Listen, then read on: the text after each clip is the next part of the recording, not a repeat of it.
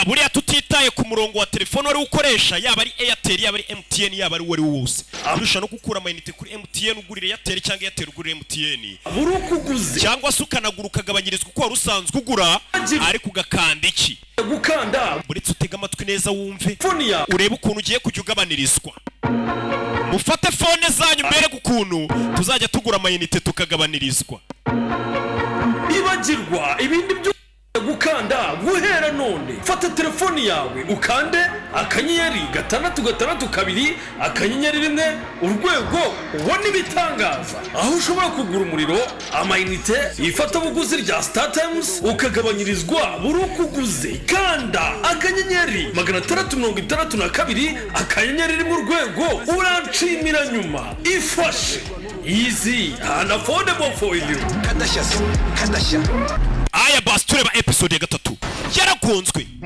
yamanuka yabaye ntago amakosa yari yawe nari mfite kubikora usiku tuzina cyanjye sawa utuye nzi icyo ukora ngo ubeho nzi ko hari n'abantu bari kuguhiga umukobwa bahuye yararebye ku ishuri disi abantu bose bazi ko yapfuye abona akana kari kurira akana ndetse kamenye ko papa yanahamagaye mama kabigahisha kuki wambwiye ko papa atigeze ahamagara umugabo mu binyamakuru banditse ko yapfuye rest in peace umusaza umuntu wa mbere yahamagaye yabwiye ati niwe wenyine mama kina wundi ndabibwira urebe uyu nawe cyakiye bafashe kigahita kirasa yaravuze ati uyu ntago ari umugabo wanjye ni cyari cyaribye imyirondoro y'umugabo we kiramwiyitirira protection to get this done and that way I can just focus I'll have protection around Rebe yatarajye kuri mugenzi wo mutunga imbunda ni kati twabibonye byabaye ya kampani n'inshuti yari yize yimenyesha akakiri muzima inshuti ye nuko byagenze yasigaye mu nzira sibyo ya naho yasigaye gusa ajya kugenda yafashe telefone ye telefone buriya y'umuntu ibirimo ibintu byinshi katorori tangire hano kana kari gucuranga piano ni kakana kiba kita Ana abye nabo nabagome mwana yitwa Ana twikohereze filime kari gucuranga izagahinda bunderega n'indirimbo umuntu ari kumva bikwereka umurengo asigaye afite n'umwijogotonyoro mu byo bintu ushobora kubirebera ku ndirimbo umuntu asigaye yumva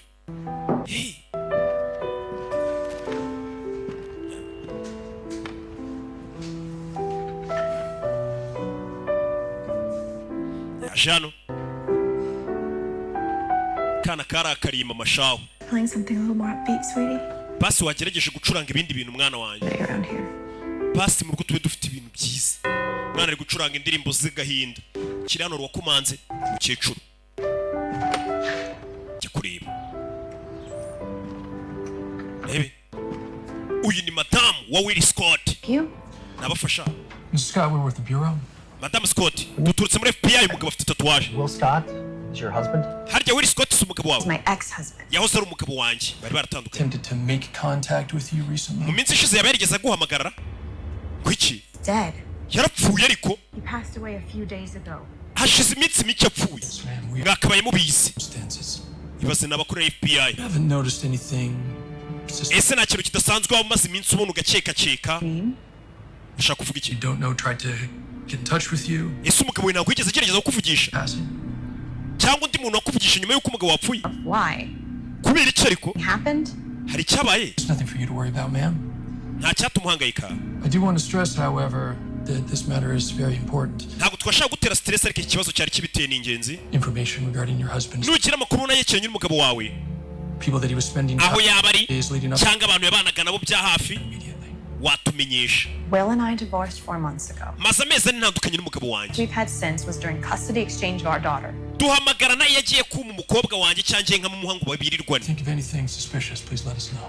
we nugira icyo ubona ukeka uzatumenyesha how will I get a hold of you none se nzabahamagara kuki ko mutansikiye nimero zanyu twe dufite izawe humura nyagasani abagabo bacishene yarumirwa gusa kana kumvirizaga kana gacaho kaza kwicara hano mama arumiwe abantu baje kumubaza ngo bakorera FBI kandi bamubaza ko umugabo yapfuye ngo ntago muherukana iki niki kandi nta muntu utabizi ko umugabo yapfuye nuko dutangiye episode ya 3 mwibutsa izi filmu zisanga ku gasobanuyefilms.com yeah bimeze bite rebe umugabo aracyazerera umugina n'uyu munsi nta muntu umwe afite wo kwizera gusa aho twasigiye mwahabonye ndetse izi filmu ukeneye kuzamamazaho uhamagara ku cyiciro gikuru cy'agasobanuye bakita Rock Entertainment 0785688331 sibyo cyangwa mukatwandikira ku mbuga nkoranyambaga zacu ababishinzwe bwombi iki niki baragusubiza katurore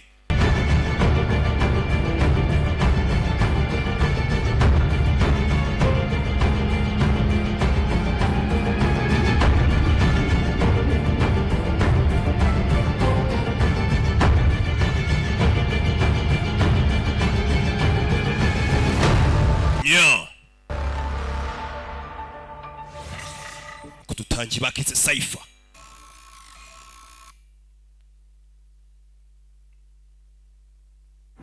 mugabo ari hano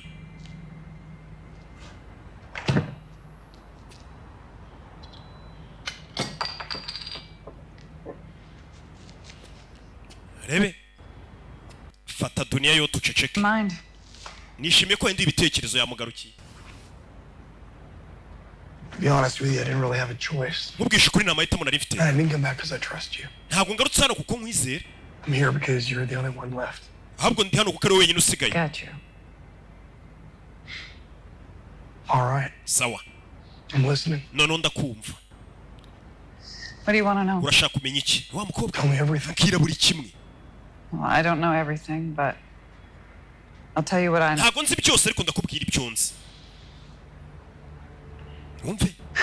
Okay.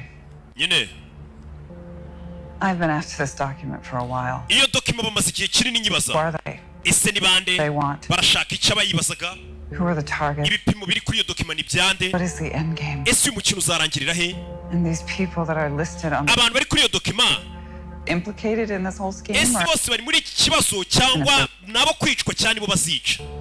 What have they done to be solved?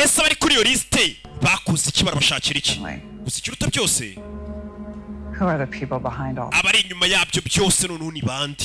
That sounds like a lot of questions. What about answers? You have any? I'm working on it. Thought that I was getting close to solving a part of this mystery. You suddenly showed up. Nothing's been the same since. Hell. So how did you find me? I was following a lead and Where? Philip Washington. Bell?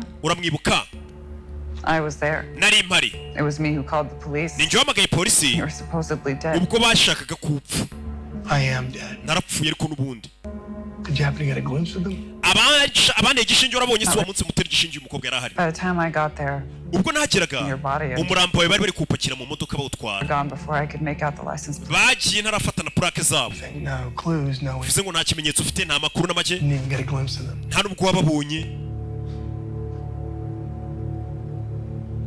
How'd you first discover the list? It wasn't me. Who was it? My father. Papa wanje niwe rufumbuye uyasoma kuri dunia yote uko ibibazo byiyongera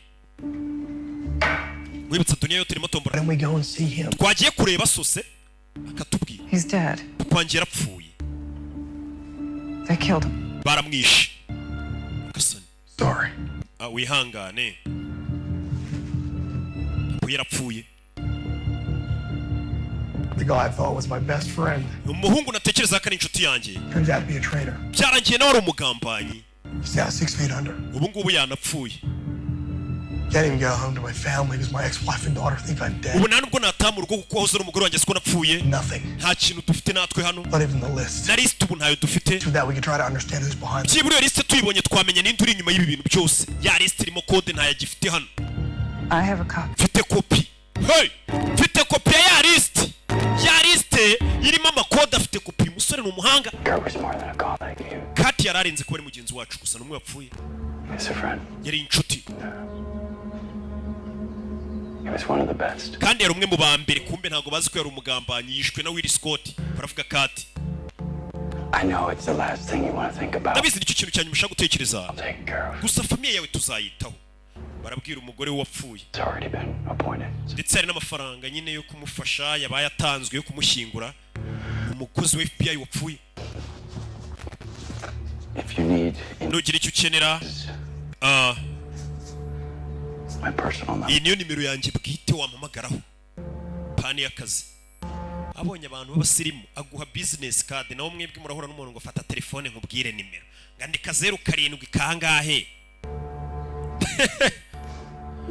asha witwa nde Tommy nitwa Tommy wapfuye yarafite umwana Tommy, can you take care of your mom? Tommy mama we wazamwitaho Not a boy. aho ni sawa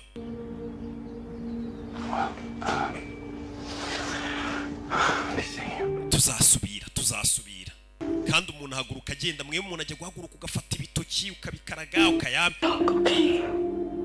papa yapfuye papa w'umwana Katorori byose biraza kumera sawa ibyo bimaze kuba hari yaje hano abantu bakorera FBI nabo baracyari mu iperereza ryo bababwiye ngo baze kujya kuvugisha umugore wa Will Scott ngo bamubaze iby'umugabo kuko aramusha babonye ariko babona none uwo muntu wagira ngo asa nka Will Scott ariko nabo ni babyemeye. Let's go. Ngwino tugende. What's wrong? Kibazo ki? What's wrong? Kibazo ki? You know what's wrong. Ikibazo urakizi. What are we even doing here? Bundi turakurikirana. We're here because our superiors wanted us to follow up. Turi hano kuko abayobozi bacu batubwiye ngo twaze afande abo yabwiye ngo mugende mubaze madamu wa Will Scott nimba nta makuru y'umugabo kandi umugabo yarapfuye. Who's still in mourning? Tugiye kubaza umugore ukiri mugenda ko umugabo wapfuye. News from her recently deceased. Tumubaze ngese umugabo muraherukana kandi tubizi neza ko amaze iminsi apfuye. Urumva gushinyagura kurenza uko ari ukuye. Vayo tugende. Fande yavuze. Let's go. Tugende. Fande nimba avuze ubwo yavuze. Hari amashusho Fande yabonye bona nubwo atabonaga neza harimo ikintu cy'igihu n'iki. Vayo. Hakunino. Uyu nawe afitanye ikibazo n'umwana bafitanye beef. Kana karakariye mama. Nibiri cyubyiri. Kana papa wakamaze iminsi apfuye. Yo. Umugore afite umunzani mu nzu yewe muri kubona inyuma we. Cyewe.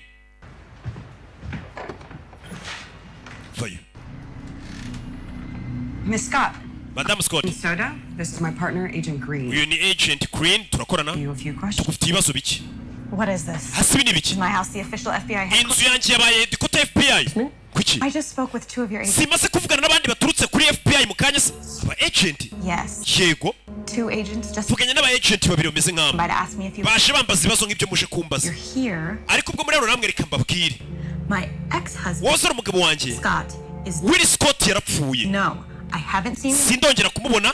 Ntabwo neka ko nzongera kumubona vuba. unless the FBI believes in ghosts. Kereka nimba FBI yizerera mu mizimu. Sasa FBI yarishe kukekeranya ivuga ati umugabo wawe uramuheruka basanze ari n'abandi baje kumubaza bataza bari.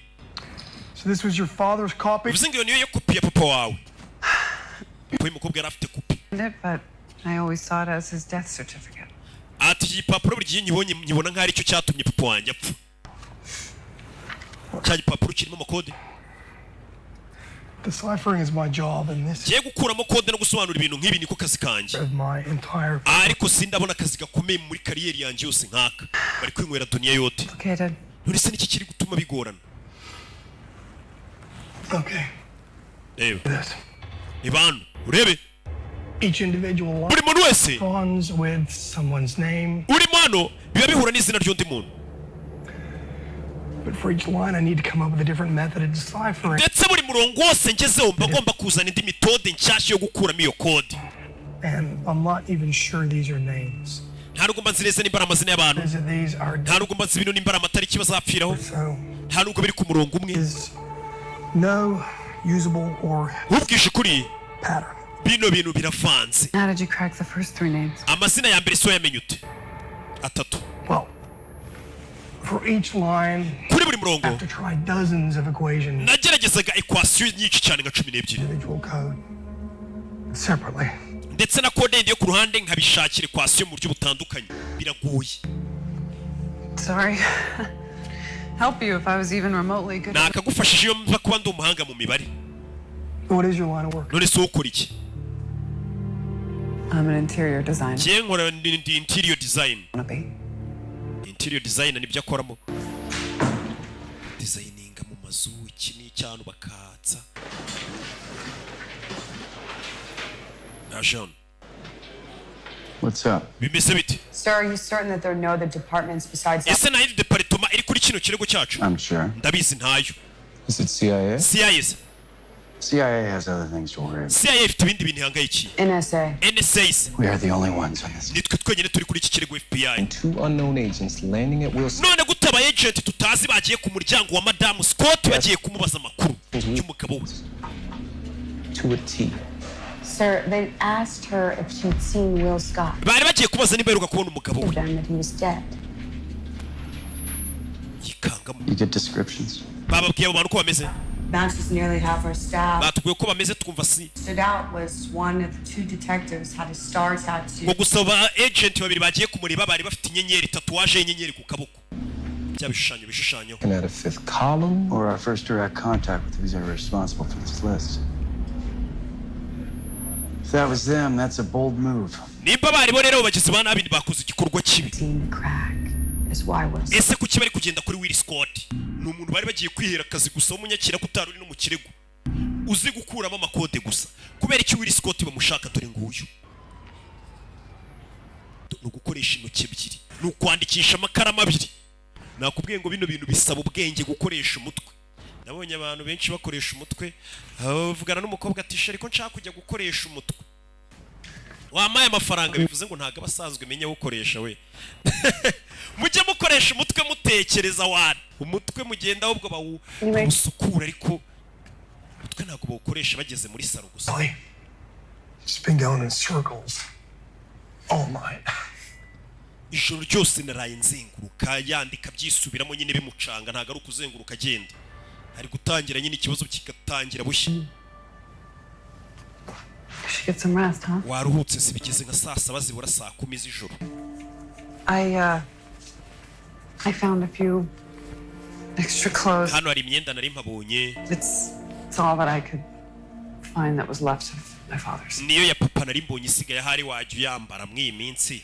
Do you need anything else? Hari ikindi kintu waba ukeneye? No. Oya. Okay. Katorori.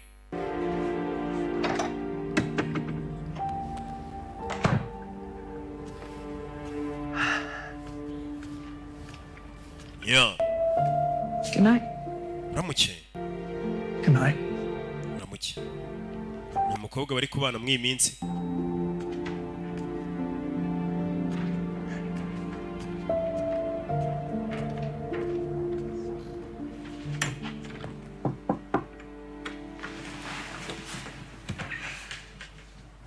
Can I come in? Ninjire akana karakariye mama. Is everything all right? Mbese neza mwana wanje arabaza akana karababaye. Baby. Leave me alone. Wanitse njyenyine. You can't stay mad at me forever, you know.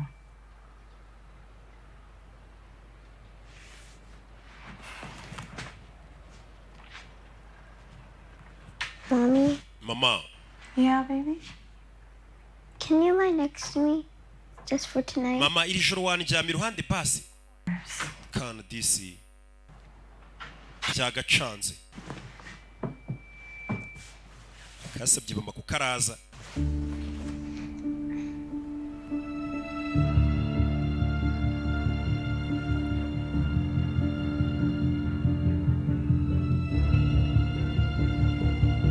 Muri iryo joro nawe yaraye hano mu ntebe. Rebe filime.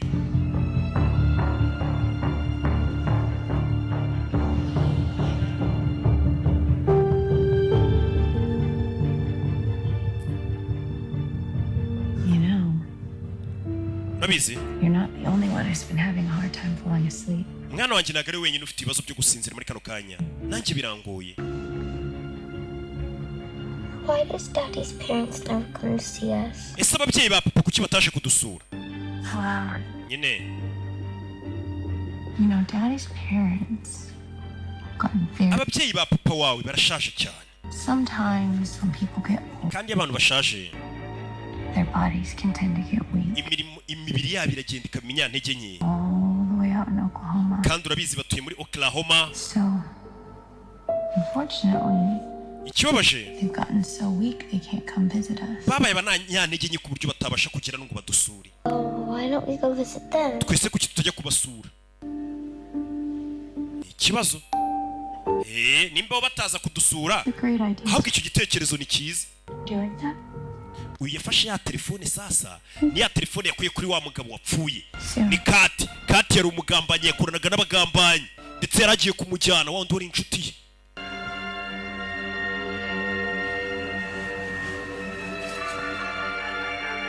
Yareba muri telefone. Uyu nawe ari hano n'umwana. Uyu yarabyuka muri iryo joro.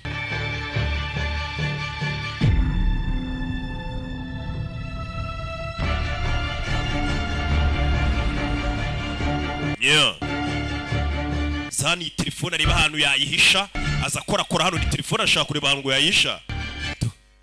Iyi telefone yayambuye umugabo wavuganaga n'abamutumye uyu. Telefone ndayitsimba.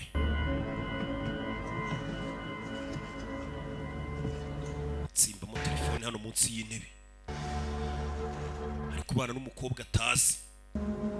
I know, I'm sorry to bother you so late. Bare kukubangamira bwije. Na fande wa FBI.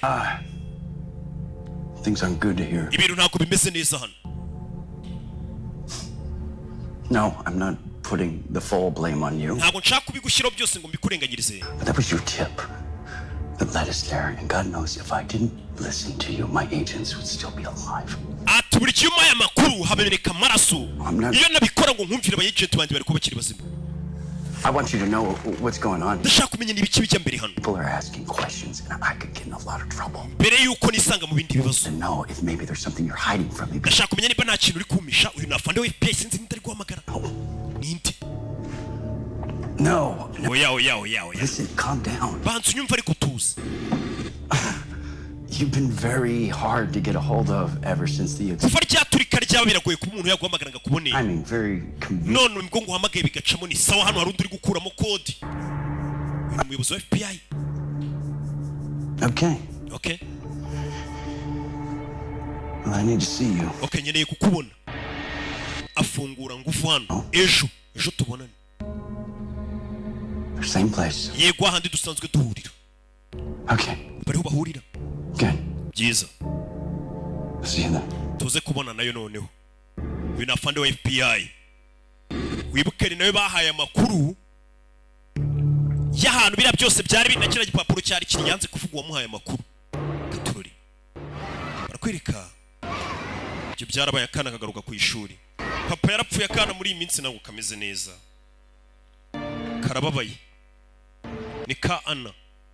Gusa papa agira gutya burukabonye akanya. Basa kibeta buriya. Papa kaza ku ishuri kurunguruka reba akana uko kameze. Azareba akana kameze gute. Kana karababaye. Nakabayaga. Nya.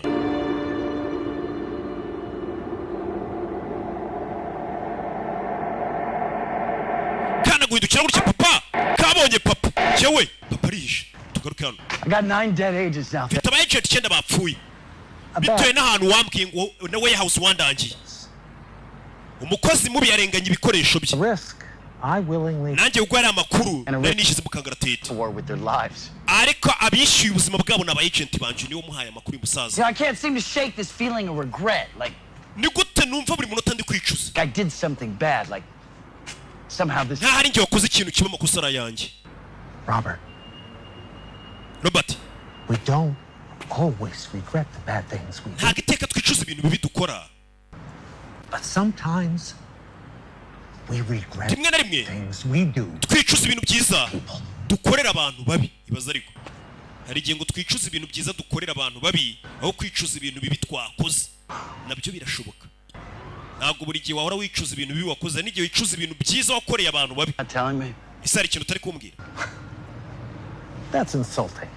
mbese muri kunuka I need to know. nkeneye kumenya You're behaving as if we have no history. uri kwitwara nkaho nta mateka dufitanye mwana I'm trying to solve a case. ndi kugerageza gukemura ikirego kiri hano uyu wa FBI niwe aya makuru y'ahantu hari rwa rwandiko hari n'ikihebe barahageze barahaturikira That it was important. Yeah, but did you know? Robert, I want answers as much as you do. ntabwo nari mfite ibisubizo nk'ibyo ushaka Can you help me solve this or not? fasha rero kino kibazo tugikemure cyangwa umbwire niba bidashoboka Desperation is... guta umutwe ntabwo bikubereye Just answer my question. Listen to me. nyumva ariko nyumva You have brought nothing to the table. ubundi we nta n'ikintu wanzaniye Favors. usibye kuba waraje kunsaba faveri I give you a tip. It's naguhaye amakuru want answers. kubera aribyo bisubizo nari mfite nanjye nashakaga ibisubizo yamuhaye amakuru ahantu kiriya gihebe cyari kiri n'ari amadokima Just do your job. rero ikintu dukora akazi kawe If you do it right, we'll both get... akazi nugakora neza twese turabona icyo dushaka Which is? Peace of mind. icyo dushaka kandi ni amahoro yo mu mutwe nta kirenzeho uyu niwe murangiye ati ikihebe kiri hano agiye yohereza aba agent we dutangira filime ese umugabo bita Will Scott waba umuzi Will Scott uramuzi niyo magambo yamubajije uriya mugabo bari bagiye guha akazi ko gukuramo kode Match. The marking on the victim's prosthesis corresponds with your hospital. sasa cya kihebe bakibonyemo ko cyari gifite insimburangingo bagicometsemo ati twasanze uwo mugabo ari hano yafuriwe mwatwereka amadosiye ye bakamenya imyirondoro y'icyo kihebe kuko imyirondoro cyagenderago n'indi muntu cyari cyaribye ariko siriyo namba bagisanzemo yari iri kuri ya nsimburangingo mu mubiri igaragaza ko cyavaga muri ibitaro But that's not the issue. ikibazo rero ntabwo ari icyo Somehow we lost the file and I have amadosiye y'uwo murwayi twarayabuze ntituzi aho yagiye over the place. ariho imyirondoro y'icyo kigabo How is that possible? bishoboka bite I don't have the answer to that. nta gisubizo mfite cy'icyo kibazo madamu I'm a surgeon, genda umubaze not a records keeper. ntabwo ndubika amadosiye ntabwo ari records keeper Failure to we ni surgeon none se uyu muntu uramwibuka mwerekana icya kigabo sasa mu bitaro hey jya hasi bitaro yaje kubazamo amakuru n'amadosiye ya cya kihebe kivurijemo bamenye amazina yacu kimwe twatangiye kirasa mujye hasi none baramenya imyirondoro yacu akiri mu bitaro yumvishe amasasu ibitaro hamagara 911 yuri nimero ya polisi katururi baby hey uyu ni Riz Kasani uraza kumera sawa uyu murasiye kwa muganga komeza imbere numva uri dore urashe uyarakurikira urashe mu bitaro shaho acho hey bisa nkaho bano bantu babakurikirana wari ugiye kubaza amakuru y'ikihebe ibibaye ku bitaro murabibonye naho habaye kurasana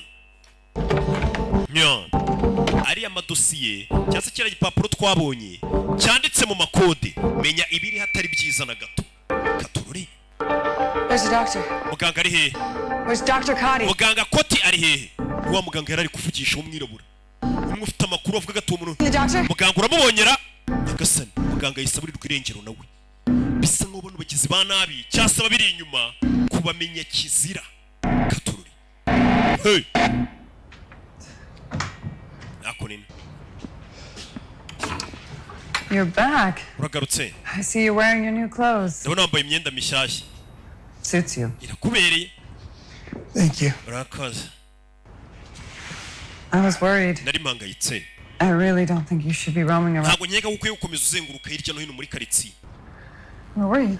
wari uri hehe Just had to get out, get some air. nari ngiye gufata akayaga Dropped in on my daughter's school. nca no ku ishuri ry'umukobwa wanjye You have a daughter? ufite umukobwa Just had to check on her, make sure she was okay. nari ngiye kureba ko umukobwa wanjye ameze neza You know, you could have put her life in danger. ubuzima bw'umukobwa wawe nabwo ushobora kubushyira mu kangaratete Could have seen you. hagize umuntu ukubona I miss her. nari mukumbuye And she's everything. kandi umukobwa wanjye ni buri kimwe Without her, this I mean, the whole world means nothing. umukobwa wanjye adahari byose bisobanuye ubusa. Just a little angel. Ni marayika wanjye muto. I mean, she's tough, but she has a heart of gold. Mwana wanjye arakomeye afite umutima wa zahabu. Like I've never seen in another person before. Nigeze mbona n'undi muntu ari we wese. She's the only thing keeping me going. Ndetse umwana wanjye ni ukomeje kumbeshaho. Aravuga umukobwa we. Nyaw. Yakoze abamani hako nino. Yashano. The prosthesis we found in Alex Mays' upper right shoulder turns out to be a dead end. Yansimbura ngingo twasanze muri ramugabo. Byabaye nk'ari ryo herezo minya nta yandi makuru tuzongera kubona. We provided them. Sounds like someone made sure the records of Alex Mays' surgery were erased before we could track him. Bisa nkaho uriya mugizi wa nabi yabanje gusibanganya ibimenyetso by'uwo mugabo Alex Mays mbere yuko tuhagera. Alex Mays yimyiri ko kirakeye bakitaga ariko nayo ni imyirondoro cyari cyaribye. He's a good man. Kati wapfuye ari umuntu mwiza. Seemed like he was acting a little strange before his accident. Ariko mbere yuko iriya manuka iba yapfiriye mu Kati yari ari kwitwara mu buryo budasanzwe. Started keeping to himself. Bisa nkaho ari ikintu cyari kiri kumurangaza cyangwa kumubangamira akabyihererana. That was bullshit. I guess. Kurt was never an introvert. Kati ntabwo yajyaga yihererana amakuru. Somebody scared him. Bisa nkaho ari umuntu wamuteye ubwoba. Who verified the identity? Ubundi tubanze tumenye Kati ajya gupfa yarakurikiye Will Scott yanamugambani. Just be done with this shit. Done with it? Are you listening to yourself? Bino tube tubyihuri uri kwiyumva ariko ngo tube tubyihuri. 9 agents have died.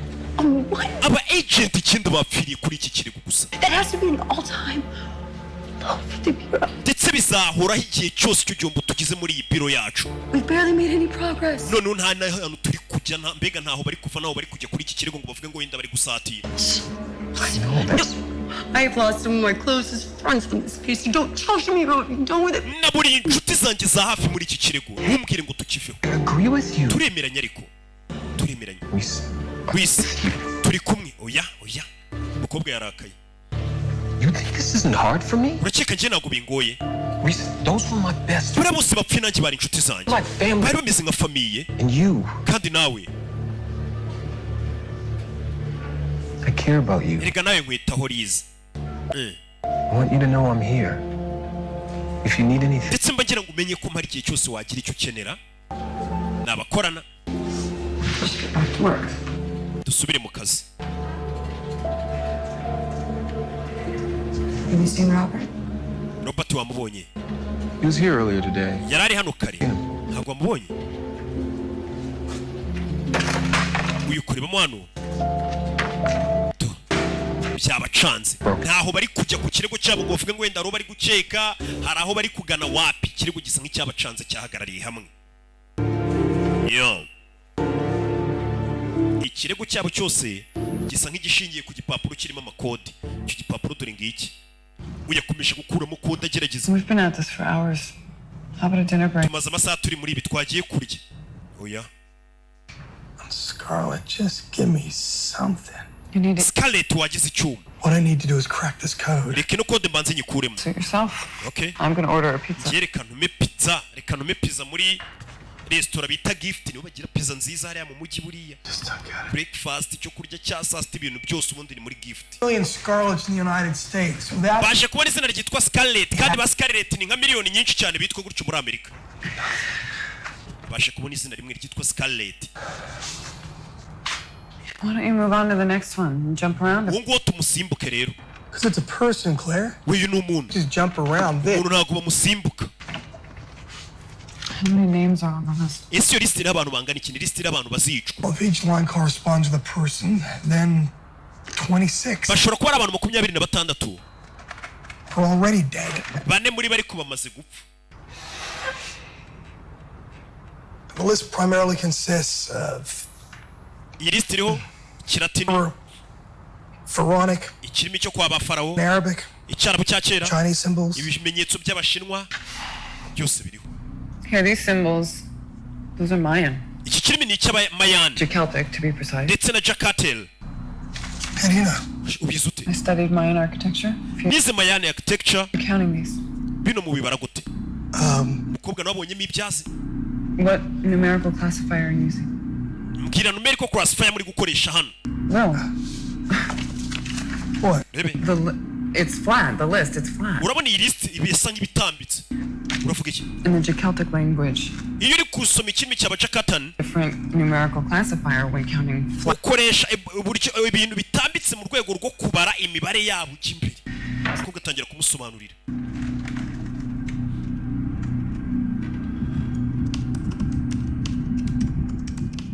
ashyiramo hano barebe buryo cy'ibintu byabari ababibaramo. What are you doing? Just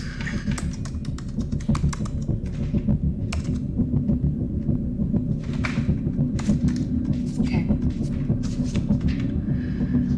yandika hano W komeza kureba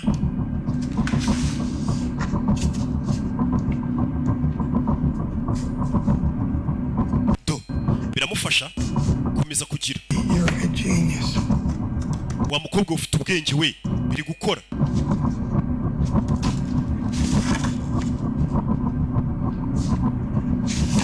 Watkins? Scarlett Watkins. Bingo.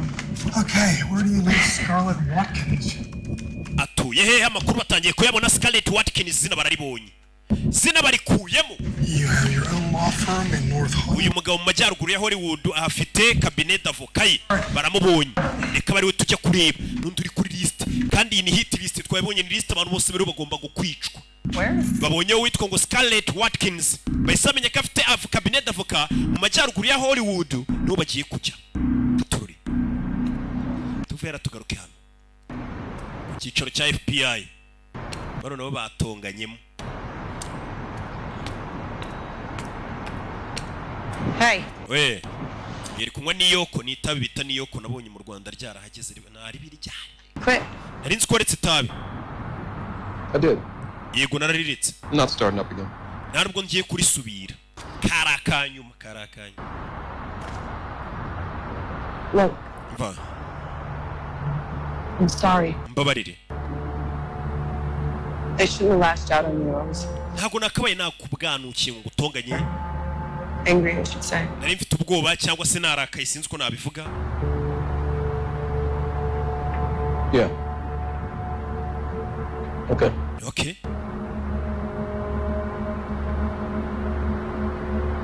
There's something you should know. Hari ikintu ufite kumenya.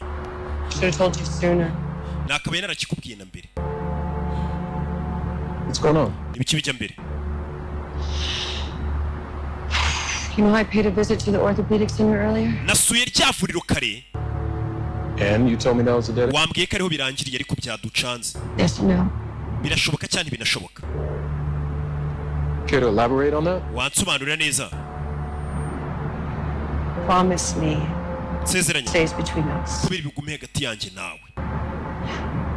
I don't know who I can trust anymore. Ubu ntabwo nzi undi muntu nakwizera ubu nona. I know I can trust you. Urabizi we nakwizera sibyo? Rebe. Ako nino. Bano nabo hari bamaze kumenya. Mukobwa ara makuru ngo yabonye. Bano bahise baza hano. Okay, here we are. Urabizi. Ni mu rugo rw'ababonye kuri liste. Bisa nk'ari ugomba gukurikira mu bagomba gupfa. Access to her cell phone, we're going to need everything. Emails, text, Turaza gukirira email, message, social media, imbuga nkoranyambaga zabo. everything on my desk. Mu masaha abiri byose mbibone ku meza yanjye. What's the latest? Mugeze he? We mapped out every possible whereabout Will frequented leading up to his disappearance. Turi kugerageza guhuza ahantu hose afite aho hahuriye n'uriya mugabo ko yabuzemo. Nothing on that end. We visited his old place and found out from his ex-wife about him moving out a few months back. Unfortunately, twasuye umugore wuriya mwigizi wa nabi dusanga yaragiye kwimuka. And we used the database of over 24 real estate agencies in Los Angeles, linking the name Will Scott to rental agreements, and the results were positive. We have an address. Ndetse Will Scott twamaze kumenya n'ahantu yari atuye. as of yet. All right, let's go. Come on, right now. Aturire bahita bacaho. Do me a favor. Turn this place up. Umva uro hantu nimuhagera urugo rwose mu rushyire hasi mbega mu rusake buri nguni yose. There, I saw him. Genda rahira nabonye papa. Listen, Ana. I know this has been Wa mwana ndabizi bino bintu birakugoye. difficult for me to Ariko nanjye birangoye kana kari kubwira mama ngo nabonye papa uyu munsi. accept the truth about your father. The sooner you can start healing. Nuko utarakira neza ngo utangire kwakira ko papa yapfuye ariko nayo wabonye. Sometimes rimwe na rimwe things can play tricks on us, ubwonko nabwo bujya budushuka especially in times of sadness. cyane cyane mu gihe cy'akababaro hari igihe ubona umuntu wawe wapfuye ukongera ukamubona. Because one day we'll be able to smile and be happy again when we think of usihangana umunsi umwe tuzongera tubashe guseka. It's just gonna take some time, baby. gusa bizatwara igihe baby. How much time? igihe kingana iki se? Well, that depends. bizaterwa. But I know talking about it definitely helps. I just don't want to talk about the sad things. Okay. We can talk about the good things. Yesu nshaka tuganira ibintu bibabaje, okay, tuganira ibintu byiza. Let's tell each other what we miss most about you. Reka no twese tuganire, tubwira nicyo buri umwe akumbuye kuri papa. Ariko ibintu byiza gusa. Sibyo?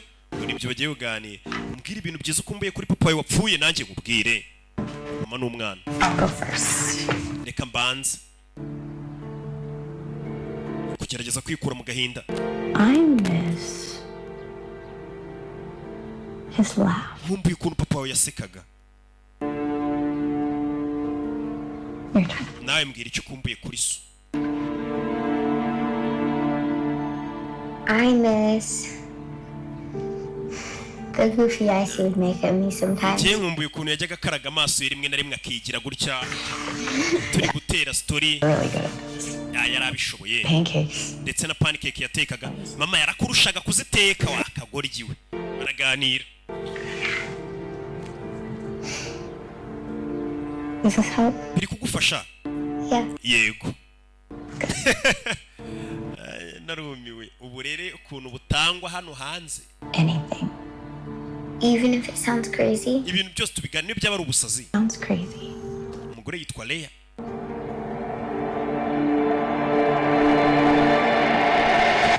Umugabo yaje hano. Urebe filime. Dore yaje. Mbere na mbere yaje mu rugo rwe.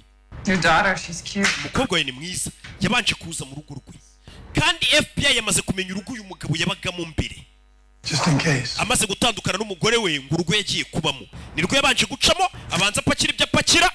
Ubundi ajye kureba uwo mugabo babonye ugiye gukurikira mu bicwa bajye kumureba nyuma. Who's that? Wo ninde? Robumvishe. Hey. Mu nzu ye. FBI yahamenye kandi bazi ko uyu mugabo yapfuye. Film. Bizi twagiye. FBI yavuze ati inzu ye baze bayicurike bamenye akantu ku kandi. Arabinjiye hano. Mu rugo rwe rwa Will Scott yatandukanye n'umugore witaza kurubamo. Dore nguyu. The door's supposed to be locked. Uyu muryango wakagombye kuba ari ufunze. Something's up. Harimo ikibazo hano hantu. Harimo ikibazo. Dore umugabo ari gucika. Hey! Nta muntu umwe wo kwizera. We yagerageje guhamagara muri FBI w'inshuti ye yashatse kumwiyicira. Ntanswe bano none hatanazi batari inshuti ze bo muri FBI. Umugabo ari kuba kwipa nta muntu umwe ashaka amenya akakiri muzima ataramenya ibyiri ya list. Bimeze bite? Abantu bazi ko yapfuye. Inzu ye bayigezemo. Ari kumanuka na mukobwa. Gaturi. Yeah. Mugabo Chisheni. Clear? Meze sawa? I'm good. Jemeze sando mva nta muntu urimo hano. Gaturi. Sasa urebye hano. Wibukuri ya mugabo bajya kumufata. FBI nta ya list irimo code bari bagifite. Umugabo yari yarayigiye arayifotora yose amakode bimanika ku gikuta cye. Dore ngo barabigwaho. It's up on the fridge. Iyi foto yari manitse kuri firigo. Dorerwa ya code ngo barongera bakayibona. Ya makode. Reba hakunino. Look at this. Reba hano. Reba hano. Barabibonye. FBI yari yabuze code ngo imenye naho ihera ikurikirana ikirego. Barasibonye code. Rwa rupapuro bongeye kurubona. Hey! I think we're back in business. Ndakeka tugarutse muri business. Byibura ubu ngubu babona aho bahera bagakurikirana ikirego ubwo babonye ya dokima. Iyi ni liste iriho abantu bose bagomba gupfa n'amatariki bazapfira. Hey! Bimeze bite? Abantu bahise bafotora babijyane kuri FBI barebe ko babikemura. Ndaje mu kanya. Aho waki ntabwo bisanzwe mu mujyi wa Kigali kuko kuri ubu aho wakirira inshuti mugasangira mwisanzuye hafunguye imiryango ariko kandi ni ngombwa ngo nawe ubwawe wifate neza usohokera ahantu hagezweho muri Kigali habereye ijisho aho witegeye ibikorerwa mu murwa mukuru w'u Rwanda mwabamenye nka Gift Supermarket kwa Rubangura ubu none uhagezweho Gift Restaurant aho service baziho kuvira izina warimenya zigenda zihinduka zaguka kandi zinarushaho kunogera abahagana yaba ari breakfast lunch pizza coffee juice cocktails ndetse n'agasembuye byose ni standard dusange mu mujyi rwagati mu nyubako ya Kigali City Tower hariranga kuko hari terrace irahirengeye mu mitako ibereye ijisho duhamagare kuri 0788336315 tugukorere home delivery cyangwa booking.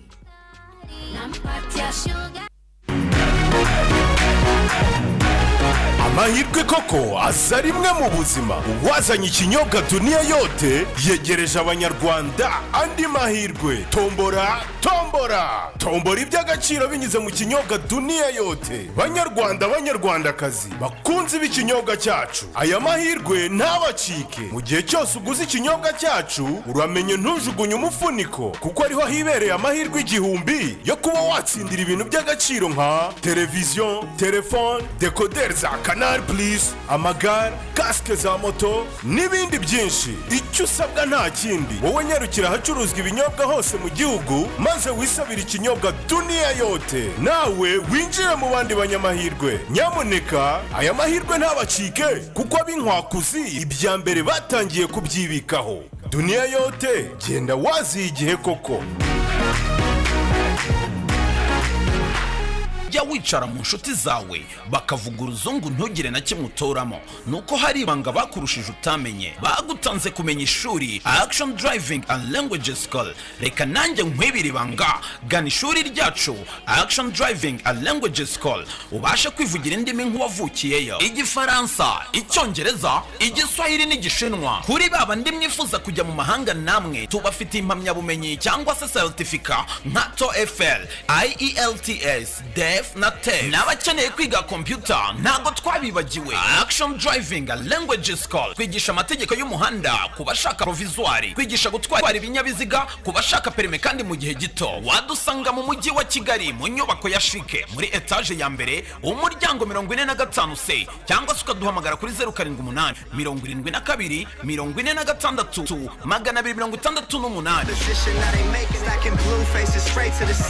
268